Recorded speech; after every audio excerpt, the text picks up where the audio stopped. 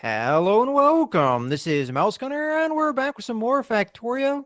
And what do we have for this episode, Road Type? I think we're doing trains, right? That's right. And this is probably going to be a long bit of train information, but we're going to start with, I guess, the most basic way of setting up a simple train network. So last episode, we talked about how to lay down the rails, and I'll just lay down, let's see, looking at the map here, I think we might turn off this direction. Also a bunch of rail on the ground. I don't know how that happened. I'll pick that up. But it could be that my inventory was full. Oh yeah. So here's, for example, let's just say we started with this bit of rail because this is where we want a train to come in and offload all of its stuff. Now the way to get it to do that is to put a train stop down. Now I've made 5 of them actually in my pocket, but train stops are it's pretty simple. Just needs electronic circuit, iron plate, and steel plate. So you can actually make those on our all-purpose area that we built and we've been kind of adding things to. We can just add that eventually to that area. So you make a train stop, and when you select a train stop, it will show these green boxes along the sides of any rail that's nearby, or I guess near where your mouse is. And those are locations to plop the train stop. Now, the train always considers a forward-looking train stop on the right side of the track. So I'll place one here and we can look at it. The train, as it's pulling up to this train stop, will always be here, going, north, up, going this way. It will never come down and say, oh, I want to stop at this train stop. It will never come down this way. Even if there were track here. We don't have track here now, but if I'm head this, and if this was connected to something else, it will never say, oh, I'm going to come in this way. And no, it's always on the right. And you can see that if you hover over the train stop, it puts these white boxes on the rails and the little arrows with the direction of the train. The white boxes are the location of the either wagons or the locomotives themselves, where they will be when they're stopped at the train stop. So you'll see here we have 1, 2, 3, 4, 5 white boxes. So I just happen to have a locomotive here that I will place down. And I have 3 wagons here that I'll just connect to it. Fill it up with some fuel, which I guess this is a good time to talk about that. Similar to the car, you just open by clicking, and there are tabs here. We'll talk about the schedule tab in a minute. But if you go over to the fuel tab, you can just fuel it with, I don't even have any fuel. We have wood somewhere in a box. I got it. So now it's fueled. It doesn't have that little blinking icon. And to get it to go to this train stop, which is named after, I believe, the early purchasers of the game or the Kickstarters or something. You can rename these, but for now it's called Joachim Nilsson. He's already figured out how to do the colors. You click on it, you open up, you look at the schedule here. There's a plus button on the top. There are 2 plus buttons. The top plus button in the schedule tab will pull open all of your stations, and we only have the 1. But if you have a ton of stations, they'll all be listed here in a little scroll window, and you click it. Now, the next thing that pops up is it says add wait condition. And this is basically just you're programming your trains. You want it to go to that station, and how long do you want it to sit there? And you have all of these different options. Time passed, meaning I want it to sit there for 60 seconds or whatever you want. Inventory full, meaning I want it to sit there until the wagons are full. It does not check the locomotives for something like fuel. It only checks the wagons, but it'll sit there until all of the wagons are all full. Inventory empty, the same, just in reverse. All of the wagons are empty. Item count, you can get really specific and say, I want it to sit there until I have 200 green circuits. And you can load it up with a bunch of other stuff, but until it has 200 green circuits, it'll just sit there. Circuit condition is related to the circuit network, which we haven't talked about at all, so we'll come back to that later. And then inactivity, that's, it sits there and there's no inserter is dealing with it. Nothing is happening to it. It's just sitting there with nothing going on for some amount of time. So I'm going to say time passed because that's just as simple. It looks like you already added something. But you can see you can set multiple conditions. You can also, the second plus down on the bottom will let you add multiple conditions in the same stop. So if I delete one of these here, it says wait until empty cargo inventory, and I'm going to click plus and say inactivity. And you see it automatically says and 5 seconds of inactivity. So that means it'll pull up and it'll sit there until the cargo is empty. And it'll also make sure there's 5 seconds of inactivity. You can switch that to an or. And I don't know if you dragged that or not, if that's just a default that it went to. But so you can use kind of basic principles and or all these different conditions, et cetera, et cetera. Now you notice it's not actually running yet. There are two ways to get it to run. You can either switch it to automatic, where it's just going to be automatic. There it goes. You can also, if it's on manual, push the go to station button, which is the right pointing arrow. And if you have, we don't have multiple stations, but that way you can just select a station and kind of shortcut the normal schedule and just tell it go right to that one. And so those are the ways to get it to go to the station. Now, if I highlight the station, you'll see that the cargo wagons are neatly in their little white boxes that it has predicted for us. That's useful for placing things like inserters. Even if you don't have a train, you can still see where the wagons will be. So you can place the inserters and whatever else you need down. Now, this being kind of our simple first train layout, I'm going to just extend the railroad a little bit more. The simplest way to make a train network is to build a two-headed train. And you do that by taking another engine that I have right now, and when you have it over the tracks, you can push R and it'll swap. It won't rotate because it has to be on the track, but it'll swap between which direction the engine is pointing. So I could do it that way, and you can see it's pointing forward, or if I pick it up, I just hit R and attach it down, and now it's pointing down south, like we'll call it. So the reason you might do this is because a train can only pull in the forward direction automatically. You can reverse them manually. So if I get in here, same as with the car with tab, and hold S, I'm using this locomotive I'm in to back up the train. I can do that because I'm in the train. If I weren't in the train and I were trying to run on that schedule we just talked about, it wouldn't go backwards. It only looks forward to try and automatically generate its path. So if you want to make a train go, pull into this station, let's say, and then change its mind or finish unloading or whatever, and then go down to this station I just added down here, you would add the other station down here, and with a train pointed that way, it will then recognize that as something it can access because it has a locomotive facing the direction it needs to go. Now you'll notice once I opened this second locomotive, it already had all of this stuff in the schedule. If you attach locomotives together in the same train, they work as one. So I can open up either of these locomotives. They have the same schedule because it knows this is just one train. Now I'll add the second station that I just plopped down there, Callum McCann, and I'll just say time passed. Let's take this down to 5 seconds or so we can actually see it work. Flip it back onto automatic, and you can see it goes to this one. Whatever its conditions were just finished, so it's going to go down to this one. Should wait 5 seconds, and then come back. Longest 5 seconds of your life. There we go.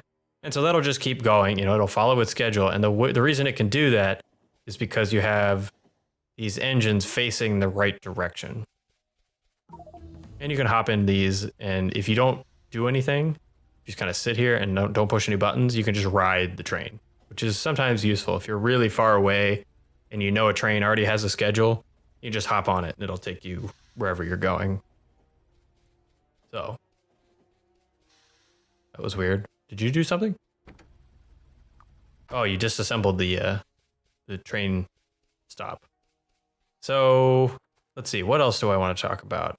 I guess we should talk about the no path, because that is an error that some people get, and sometimes it's really confusing. So let's go ahead and see. Now I'm trying to remember how to manufacture an error that people get. I think one way to do it will actually be to, whoops. Oh well. Sorry, I was trying to make the track straighter, but yeah, you didn't You like beat that me to it. little wiggle. Okay, so let's see. This should throw a no path error, after which I can explain it. So you'll see in the schedule, this column McCann is still there, but it's red because it doesn't actually exist, so it can't go there. So I'll delete it, and I will add this next one, Duke Al, and I'll tell it to go there. Now, if I remember correctly, let's see, it's going to try. Yeah, so now if you look at the locomotive itself, and it can be a little hard to see, you have to be zoomed in a bit, you'll see it's spitting this no path. And that pretty much is just telling you it doesn't know how to get there. So this rolls in a couple of those things I was talking about earlier. The train stop is always on the right side of the train.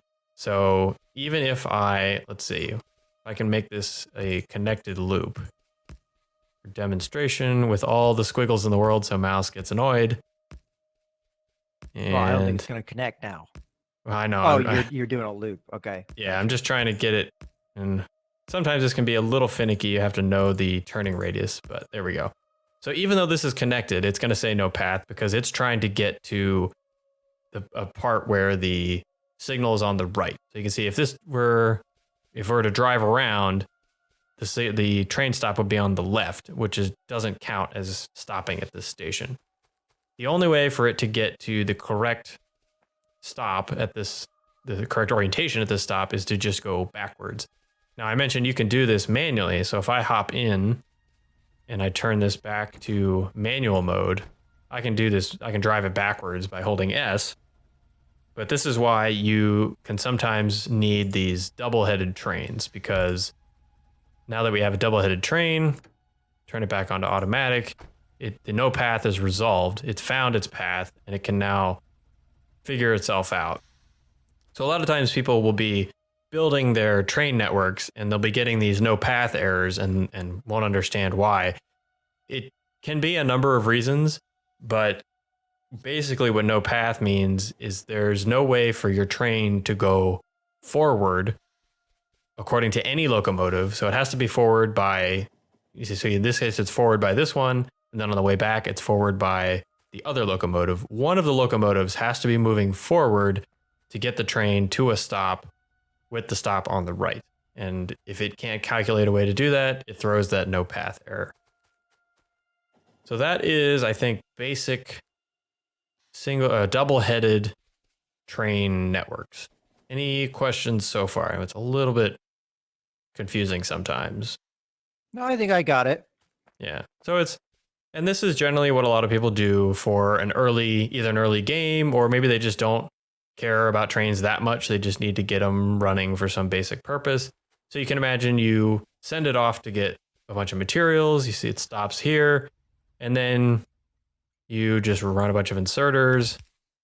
You load it up, and then you can just dump these out onto belts. And here now you can imagine you ship it off for coal or something. It comes back, grab the coal out, and now you have coal. So this will be useful, like I said, for kind of basic procedures. One thing to note, I will put it back on manual mode here for a second. You do have to be a little careful with the way you place your inserters, because you can actually take fuel out of the locomotive if you're not careful.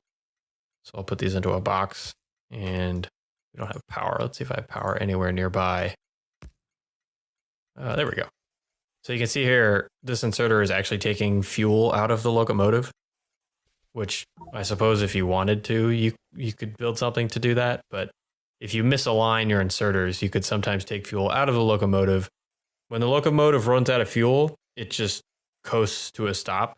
And depending on how your rail network is set up, that can just jam everything. If it happens to stop in the middle of a junction that your entire rail network uses, you can just block the entire network. And it doesn't really tell you if you don't have eyes on the train itself, it's hard to know that's why it stopped. So just got to be a little careful about that. That said, that's another reason to, at a lot of stops, what I'll actually do is build kind of the reverse, put a box and an inserter putting in, and you just put fuel in the box. That way, anytime your train stops at a train station, it's fueling up. So you always got to be careful to keep your trains fueled. Okay, so the question we have then is, where do we want this to end up going? Because aren't we going over to the other side of the map where the iron is? Isn't that our Right. priority? Yeah, so I think that should be our first train stop. So we actually probably don't need that left spur. I think we might build a right spur of some kind. So let's see, maybe just kind of out this way and over to that patch of materials way off in that direction. Now, will the train be able to follow that, or will we have to reset up the stop? So it will, right now, if you pick up that stop, it will rename it when you put it down, because every time you put down a stop, it picks a name from their database of supporters or whatever. I did mention you can rename stops, so I'll show you how to do that. If you click on the stop itself, you get this little window, and it's kind of useful. They recently added this trains with this stop, so we only have the one train, but if we had multiple trains, you would see a little kind of mini map view of each train that has this stop in its schedule. Now, if you rename it, let's just click the little rename button. We'll just call this Depot Two-Headed. Push enter. Now this this stop is renamed Depot Two-Headed. It automatically renames it in the trains, which is nice, so you don't have to go refigure all that.